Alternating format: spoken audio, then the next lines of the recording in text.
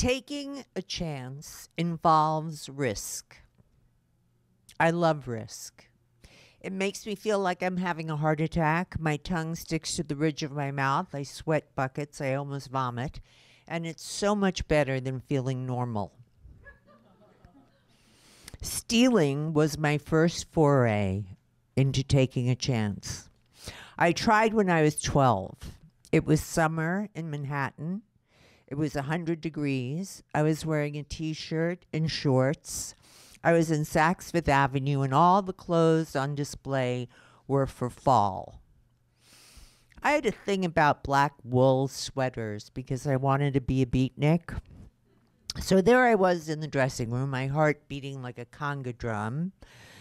I put on the black wool sweater under my t-shirt, knowing I looked really stupid, but I really wanted that sweater. As I headed for the exit, a scowly-looking man came up to me and said, "What do you got under your t-shirt?" I said, "Nothing. What are you talking about?" But my tongue was stuck to the ridge of my mouth, so it came out something like, He gave me a look that said, "You are headed for so much trouble, I'm not even going to bother with you. Today it's Saks, tomorrow it'll be City National Bank. They'll put you away for 80 years. He let me keep walking, but that look did it. If I got put away for 80 years, I'd never perfect the Lutz while I was ice skating. I'd never have a good pastrami on rye again. But I missed that conga drum feeling. How to get there without an 80-year sentence. I found out when I was 15 and met Alex Farber. He was a genius, fabulous looking, 2 years older than me. We were in the same high school, and once in a while he'd say, "Hi, how are you doing?" My tongue would stick to the ridge of my mouth, and I'd say, "Thank you." He was the black sweater. If only I could get him, wear him. It took some work. Growing up really fast, surrendering my virginity back in the day where if you got pregnant, you had to go to South Miami for an abortion, probably get wounded under the knife and be washed up in Cuba or Sweden or somewhere where I didn't know the language. The problem was once I got Alex, it wasn't very conga beating anymore. Getting pregnant wasn't even scary. Thanks to an IUD, I was at liberty to pursue conga beating with any fabulous looking genius. There were criteria, of course. The male in question had to be impossible to get, out of my stratosphere, and completely uninterested in me. I mean, where was the thrill of taking a chance if the process wasn't excruciating? The apex of this particular need came in the form of a gorgeous 6'2" black Irish actor.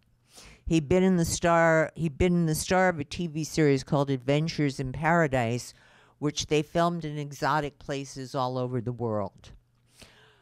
I didn't know he'd brought home some souvenirs from these travels, 2 lions and a tiger who lived with him.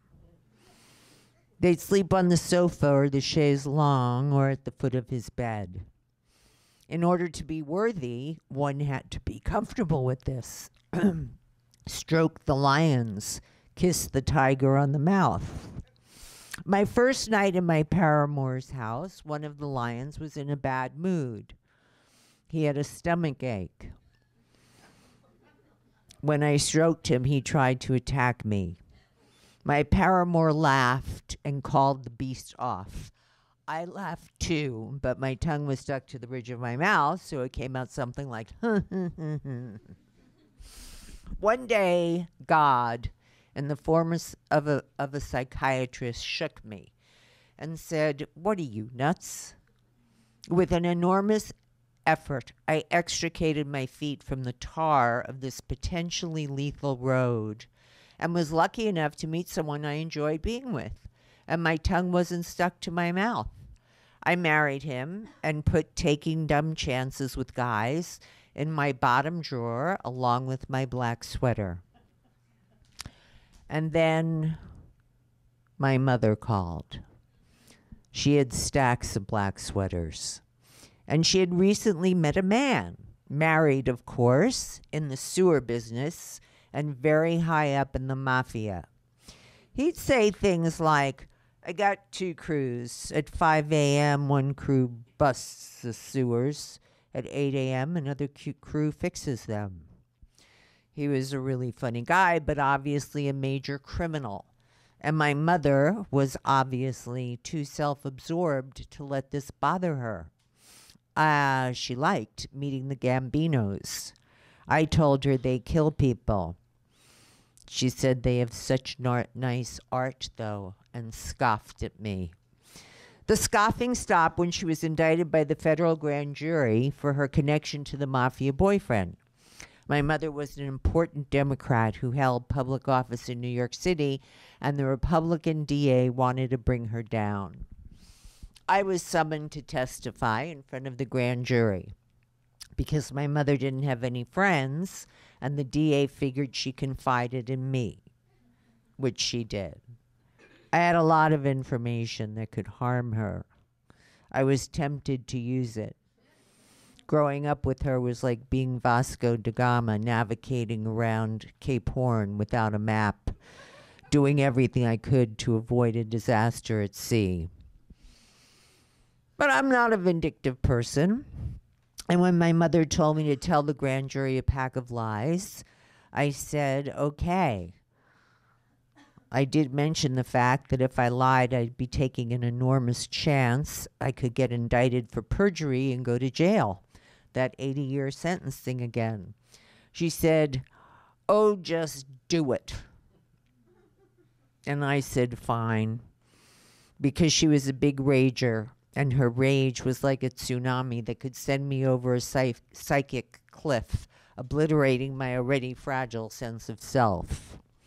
I'd never been in front of a grand jury before. It's comprised of 23 people who sleep in their chairs and snore because the questioning goes on forever. The assistant DA said things to me like, do you mean to tell me you have no idea what your mother was doing March 31st? As though he were saying, don't worry, no matter what you answer, I'm going to paint you as a drug dealer and a whore, a replica of your scum-sucking mother who's going to get a big fine and a 20-year sentence behind bars.